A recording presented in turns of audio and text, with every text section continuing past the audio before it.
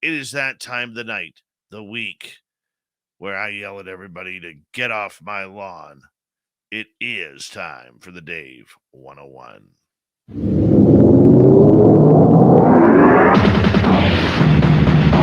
It's time for Dave 101. Open the door, it's Dave! Who? Dave, D-A-V-E! Dave's not here! Dave's the killer! Yeah! Dave's the killer! Dave's the mess! Coming up this weekend, Canada will celebrate its 156th birthday. And yes, there will be flags waving all around the country.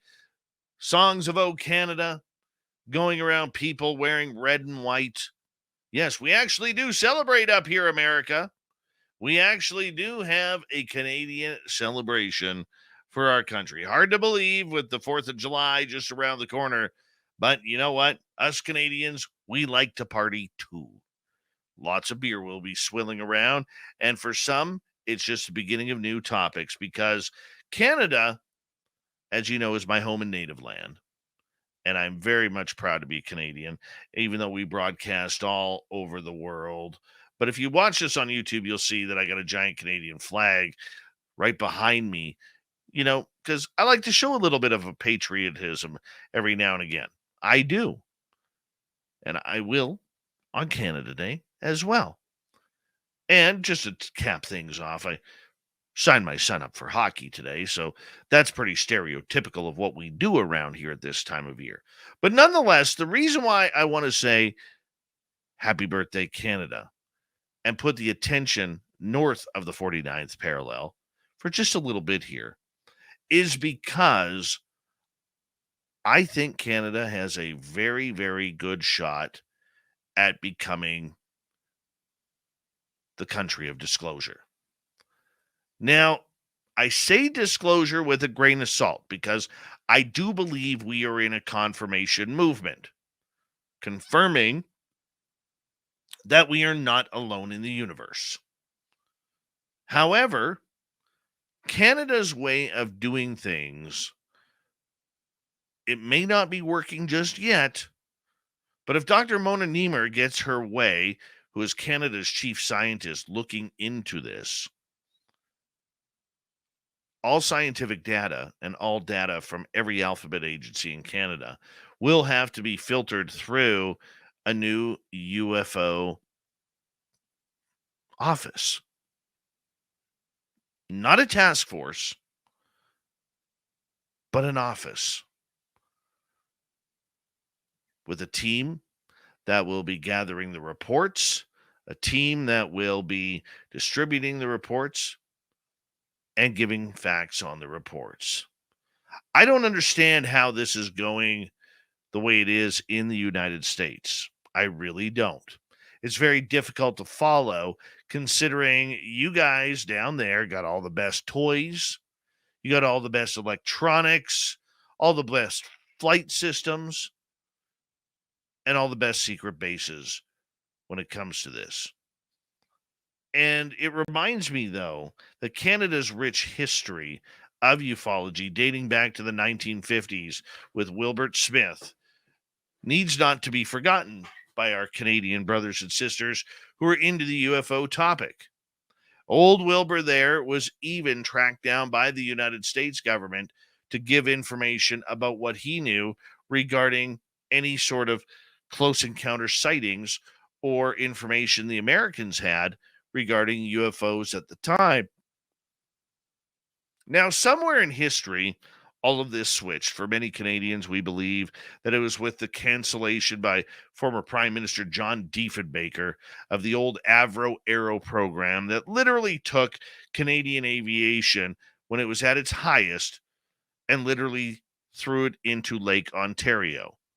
That's truly what happened with the two test studies of the Avro Aero airplane. But here's the interesting part. With UFOs, we have a great history. It goes back to Stanton Friedman, who we get to share with our American UFO friends.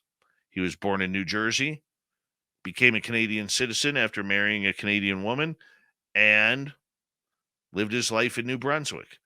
Victor Vigiani out of Toronto has been stalwart amateur journalist who has collected reports and information regarding UFOs over the decades. I think of Richard Syrett, a good radio host who loves the conspiracy of this topic. He's also on our station, Saga 960 in Mississauga, Ontario. A great, great journalist. I think of Grant Cameron if we head west to Winnipeg. Grant Cameron has been doing this since Charlie Red Star and his very close encounter in the 1970s. Grant has made it his mantra that he will release all of his files when he says he's done to make sure that the public sees everything that he did.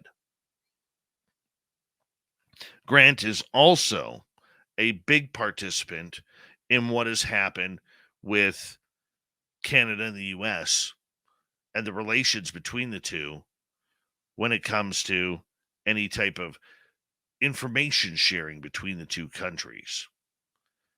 I think of Daniel Otis, a great young writer who started off writing about UFOs for Vice magazine, but ended up being a little bit stronger when he got hired by CTV News in Toronto, where he was able to get the message out on the UFO front.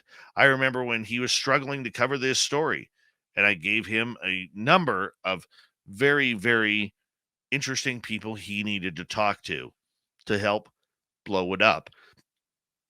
Because I knew at that time, Spaced Out Radio couldn't be able to do that and wouldn't be able to do that on the platform we needed. And Daniel Otis was my guy. So I helped him out. I think of Chris Rutkowski, fictional author who got really into UFOs. All of his studies are being sorted through right now, currently as we speak, at the University of Winnipeg, where all his studies on Canadian UFO reports will one day sit in an archive there open to the public. Now, I don't know how he did it or how they reached out, but Chris Rutkowski is someone who is in the know when it comes to the government. When you head west, things get a little shakier. Not as many big names. But I think of Dr. Paul Kingsbury at Simon Fraser University, who a number of years ago actually got a grant on why people believe the paranormal, supernatural, and conspiratorial topics. He got a grant for over $180,000. It took 4 years for him to do his studies, and he went on everything from sky watches with Charles Lamoureux and a number of other people to paranormal investigations to looking for Sasquatch in the forest. He jumped in feet first in this. He is now one of the board of directors of the SCU, the Scientific Coalition of UAP Studies. He has been a rock star for Canada behind the scenes in trying to get more UFO topics open in this country. He's done well. I think of Charles Lamoureux, as I mentioned, out of Vancouver, British Columbia, where his sky watching has led to many anomalous objects being filmed in and around Vancouver, around the North Shore Mountains, in between high rises in Vancouver.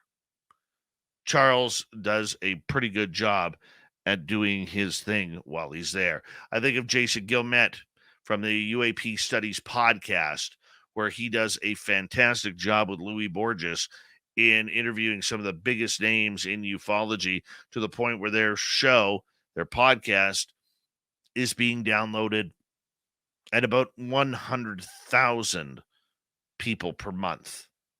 They came out of nowhere. They promised good interviews. They delivered from everybody from Jacques Vallée and Gary Nolan to Travis Walton and myself and every major person in between. They've got them all.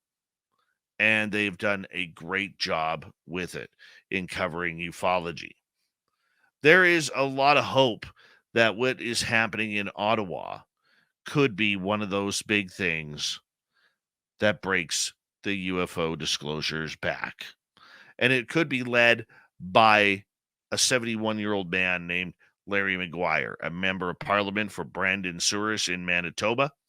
This man has been on the UFO front watching quietly for a number of years before the last 2 years really jumping into the public forum about this after UAPs were noted and recorded over Canadian nuclear facilities. He wanted answers. Now, the gentleman has never seen a UFO, and to this day, we are still the longest interview he has ever done. However, he continues to push the buttons within his own opposition Conservative Party, along with pushing the government to learn what they know. What have we learned from them? Well, we've learned, courtesy of Larry McGuire, that ambassadors have met with the United States and Canada regarding the UFO subject. We know that the Prime Minister of Canada, Justin Trudeau, has been read in on this subject a couple of times, but refuses to bring it public. We know that two defense ministers, Mr. Harjit Sajjan, a great Canadian war veteran in Afghanistan, along with Anita Anand, has literally been read in at a minimum twice. We know David Grush has been read in with Canada, and that happened a minimum of twice. We know Lou Elizondo has met with Canadian officials. This is all due to Larry McGuire. Now, unfortunately, the Conservative Party of Canada cannot do anything with this topic until their party is potentially elected in the next Canadian election. We don't understand why Justin Trudeau's government has been so quiet regarding this subject unless they've been asked to by the American military or government to not really say anything. But ufology is strong in Canada from the capital on down. And that's where we could see disclosure come forward. It's not out of the realm of possibility. You may not agree with it, you may not like it, but there is a good chance because our good friends in the South continually want to play the threat narrative. They continually want to hide secrets of what they really know. And as a subsidiary, we also see all of these different groups trying to line up for disclosure for dollars to get their piece of the puzzle and a piece of the pie, more importantly. Whether it's Dr. Stephen Greer thinking we need 50 billion, whether it's NASA thinking we need 100 million or 100 billion for new technology, whether it's Enigma Labs who wants to take everything over and screw the world on this topic as long as they're involved, could be any of them. But there seems to be a real business link for disclosure for dollars when this story comes out. Not up in Canada, though. We don't see that happening. We don't see people clamoring to Ottawa saying, "Tell me about them aliens. Where do you got them aliens?" We don't know. So that's why, because Canada has never thought of this as a threat narrative, that there's a good chance that Canada could be a disclosure country. It may not want to be that way due to the Five Eyes, due to the relationship with the United States and NORAD. But if you think about it, if you're American, ego aside, it's a smart way to do it. Because Canada, everybody likes us. Most of the time. Except maybe the Russians. But the point I'm getting at is this. It could take a lot of pressure off of the Americans' back, number one. And number two, it means that the United States could still cover up a lot of stories by saying, hey, blame Canada. Happy birthday, Canada. Happy 156. And to every Canadian out there listening, thank you so much and have a safe and happy long weekend in America. We'll party next week.